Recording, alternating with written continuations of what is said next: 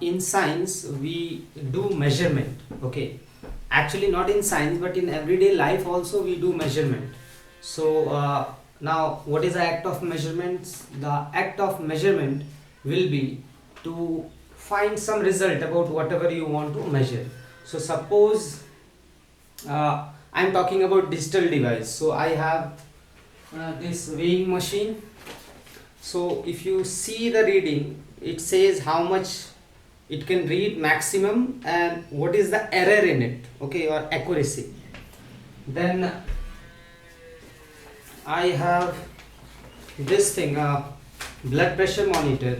So here also accuracy is written.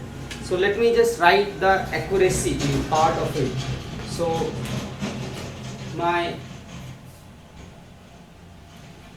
weighing scale gave two things in the it was two things written over machine, over the instrument. One is maximum mass which we can it can take, that was 180 kg, and there was one term called D, 50 gram. And in my pressure monitor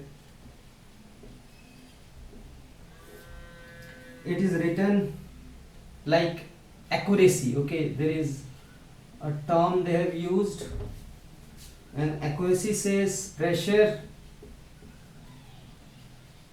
plus minus 3 mm of Hg, and pulse is plus minus 5% of the reading. So see, if I measure my mass, fine, then suppose I have measured it and it is coming out to be 68 kg. So my mass is, okay, this is mass of me is 68 kg. Here D means error or difference, which is 50 gram. If you convert this into kg, then the difference will be 50 by 1000. So it will be 0.05 kg around. Now that means that my correct mass is 68 kg plus minus 0.05 kg. Now so this scale, whatever is the reading of mine, let us say 68 kg, actually the machine says or the instrument says that it can be more or less than this number. So my weight is actually not 68. Okay, now same way, here you can see whatever pressure reading you will take, there will be some plus minus, it is written there, 3 mm of Hg. This is nothing but mercury, and pulse is plus minus 5% of the reading. So suppose your heart pulse is 70%, 70, so 5% of 70 will be the error. Now like this you use digital thermometer. Nowadays this is app world, so we are using different apps. You are wearing fitness watch or a smart watch, whatever, like this, right? Here also you can see how much calories burned, what is your heart pulse, and so on. So these are very sophisticated device, but the idea is same. They have also error. If you go detail in them, now of course means the technology and all is improving. Actually science is an experimental thing. So science is developing because we can make better and better measurement. Okay, every measurement is now getting better. Like if you talk about the sports, the technique we measure to see how fast someone has ridden in sprint, then if you go in detail to that, they use very sophisticated technology. So science is improving. Now we have GPS, right? And a lot of things. Through GPS you can find another place ka source or another vehicle ka source, depending on, you guys can understand that means. Now GPS also has some uncertainty, okay, some error.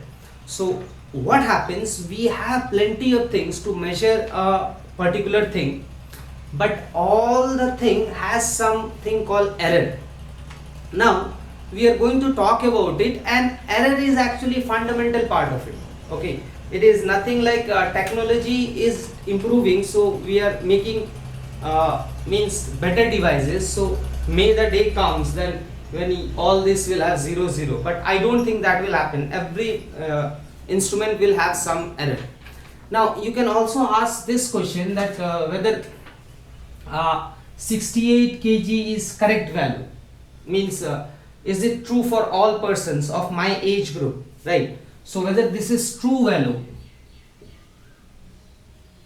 Now this question leads you to understanding that this can't be true value, okay. There may be some person who is heavier than me, or there may be some person lighter than me, there are some person taller than me, there are a lot of things involved, right? So this can't be true value. So true value, what is true value in science? True value is actually called average value,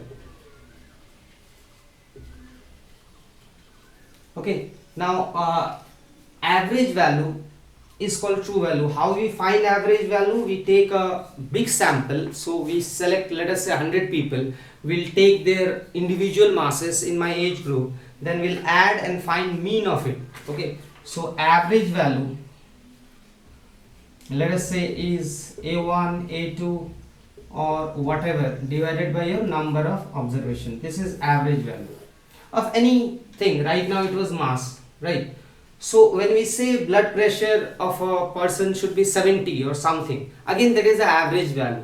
When we say lifetime of a human being is 70 years, that is the average value. You must know some person who has lived longer than that and shorter than that, right? So these things are called average value. So whatever we hear in daily life about anything, these are all statistics it's called, and all these numbers are average numbers. Now in physics, now we are going to talk about how we calculate error and what is the meaning of it, but it plays a very important role, okay. Now as I told you, nowadays you guys are using app, so every app is measuring something, okay. They use the advantage that what you like and they will show off that kind of thing. So they are doing measurement on you. Google app is measuring your everything, okay. So everyone is somewhere, means GPS is tracking you. So now this act of measurement is very, you can say, debatable topic in today world. Now in physics, any number should be written like this, any number of measurement. So this is a outcome of a measurement. It should be written like this. This is average value, and this is called uncertainty, or this is called error, right? Now like I gave you one example. This is now we don't talk uncertainty, we say it's error, okay, but actually it's uncertainty.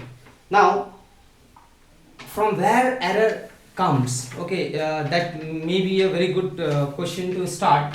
So the error comes due to the fact that, okay, this error arises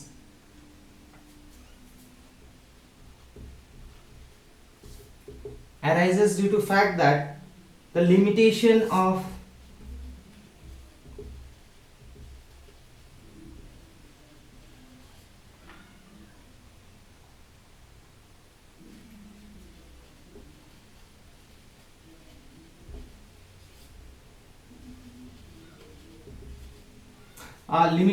the measuring device. Now just to take an example, suppose you are going to measure suppose diameter of a wire, okay, thin wire.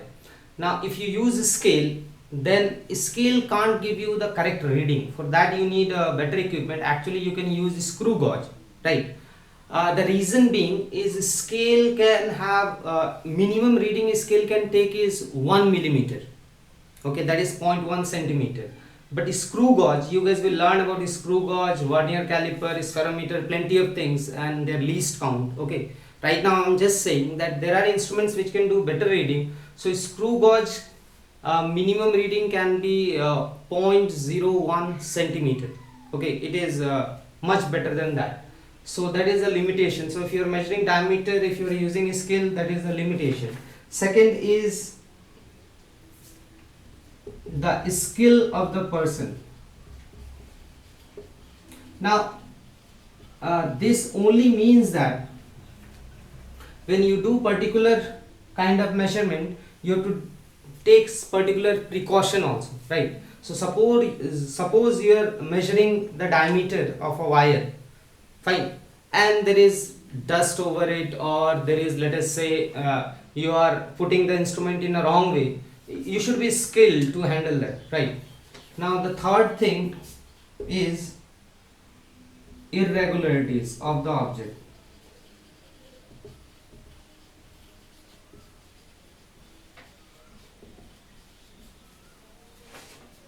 Fine. Now irregularities of the object means, suppose I am measuring wire, so I have to take different wires. So some wires means might be thinner, or some wires might be degraded, or there may be a lot of reasons. So irregularities of the object involved. And last one is any other factor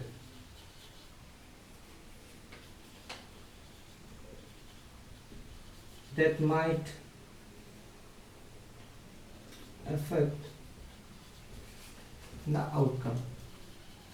Now there must be some, this is highly dependent thing, there must be something, like suppose we are measuring the diameter of a wire, it's a hot day, so it might have expanded and contracted, means expanded longitudinally or contracted transversely, right? So that is one thing. Suppose you are due to heating effect, okay, suppose current was passed previously through that wire, so when current will flow, heat will be generated, and again expansion will take place. So temperature dependence, you can say, right? Right now in our particular case of measuring diameter of a wire, temperature will play a very important role, okay, fine. So these are four reason for which error arises, okay. Now because of whatever we discussed, this error is classified into various types, fine, we'll talk about it. So because of this, error or uncertainty, actually correct word is uncertainty, is classified into systematic error, and it is classified into random error, and one kind of error is also called gross error. Okay, I will not talk about this, okay, this has to depend with the person who is doing the measurement or the observer. So this error only depends on the carelessness of the recorder. Now these two, what we are going to talk about now, systematic error and random error. Now systematic error can be improved, okay, this can be improved, random error can be improved too. So how we can improve on it, means how we can decrease the systematic error and how we can decrease the. Now in case of systematic error, by selecting correct apparatus, okay, so selecting correct instrument, we can improve on the error. Like as I told you, suppose we are measuring the diameter of the wire and you are using a scale. Now scale can't give you the correct reading, you need a screw gauge for it, right? So I can improvise the instrument and I can reduce this. Now random error, cause we don't know, here we know the cause, okay, in this case we don't know the cause. Okay, now how we can improvise this? We have to take a lot of readings here, so you have to do a lot of observation. So in this case the random error can be minimized by using average value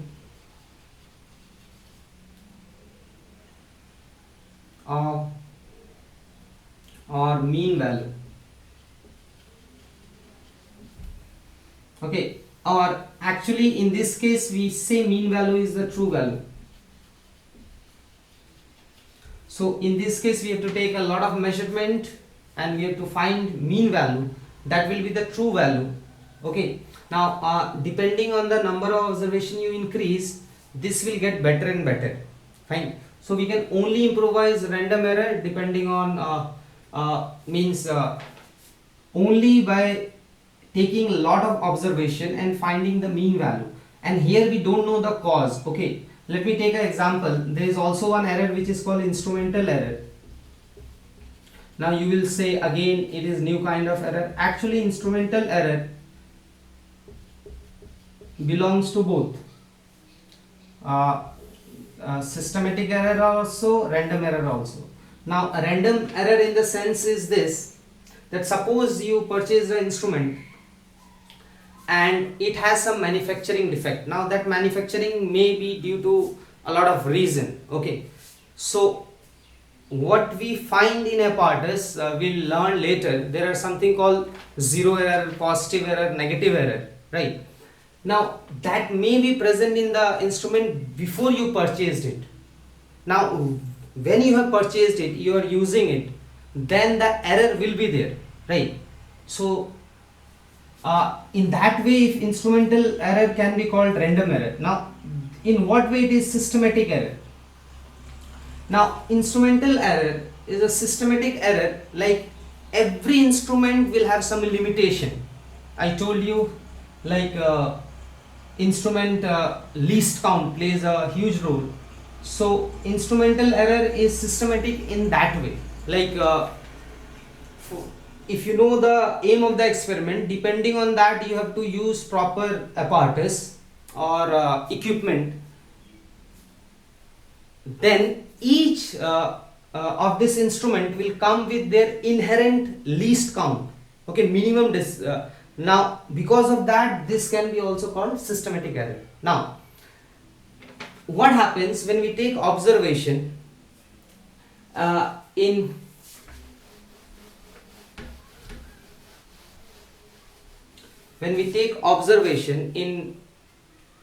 physics or some measurement, then it can be called accurate and it can be called precise, right?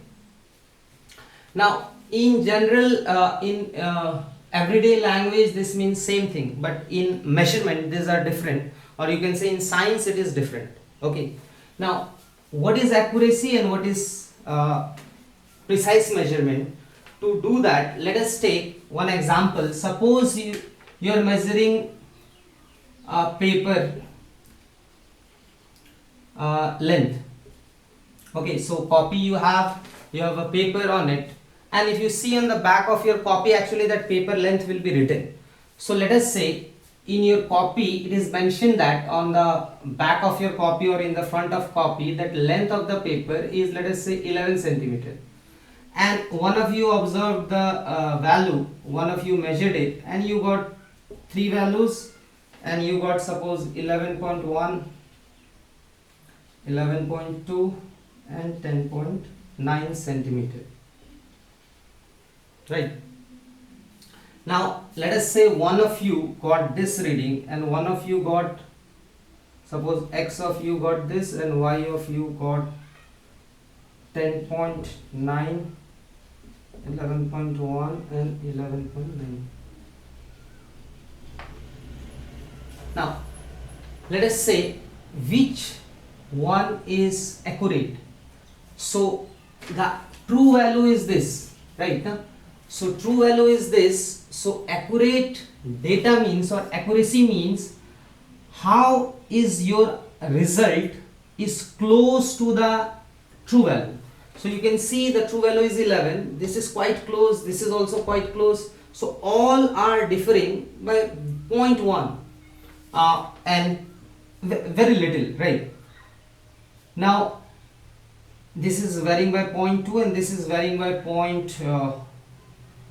okay, this is varying by 0.1, this is varying by 0.2 and this will vary also by 0.2, right? You guys can calculate. Now this is accurate value. Now whether this is precise or whether, okay, now whether this is accurate, you can see this is very accurate, this is very this is questionable, right? Now in this case you can see now whether this data are very precise, or you can also ask whether this data are very precise. So accuracy means how close is your result to the true value. Precision means when you repeated the experiment, how close were your all the reading. So if you see this, are they very close? Yeah, these two are close, but if you see this and this, they are quite far apart. So this reading is not precise, okay? This is precise. Like if you see this number, they're very close. So again I am repeating, accuracy means how true is your observation or to the true value, and precision means how close is your all observations, right? How close is your all observations? So in our case we can say this is not a precise reading because all the measurements are not close. This is relatively precise. Now to find the precision in any observation, what you have to do, you subtract the biggest number and the smallest number. So here the spread in this x measurement is, this is the highest, this is the lowest. So spread is 11 to minus 10.9 and that is around 0.3 centimeter. How much is the spread there? If you see 11.9, 10.9, the spread is highest value, that is 11.9, minus lowest value, that is 10.9, and that will be 1 centimeter. Now this is not precise. To calculate precision, we have to calculate the spread in the observation, which is highest minus lowest. Once you know so the spread is less here, fine. The spread is very huge here, 1 centimeter, and the spread is very small here. So precision is less here and precision is relatively more here, okay? And this is quite accurate because it is very close to the true value. This observation, you can say these two are quite accurate, but this is not accurate, okay? Now in that way we talk about accuracy and precision. Now in simple way I can correlate this. Suppose this is target in archery or something, and or dart game, and you are throwing darts on it. Now this is the accurate value, right? Now in one case, suppose your dart lands somewhere here, and in one case suppose your dart is landing here. How much time have you left? 4 minutes. Sorry. So in this case you can see this which one is precise and which one is accurate. Now suppose this is your true value. You can see this diagram can be called as accurate and this is precise. Precise means each observation or each walk or each of your shot, how close to next each other. So they are quite close. This is precise. Accuracy means all your measurements. So suppose this and this, how close they are to the true value. So in this case you can see all are almost same. Here this one are quite close, this is far, and so on. So this is accurate and this is precise.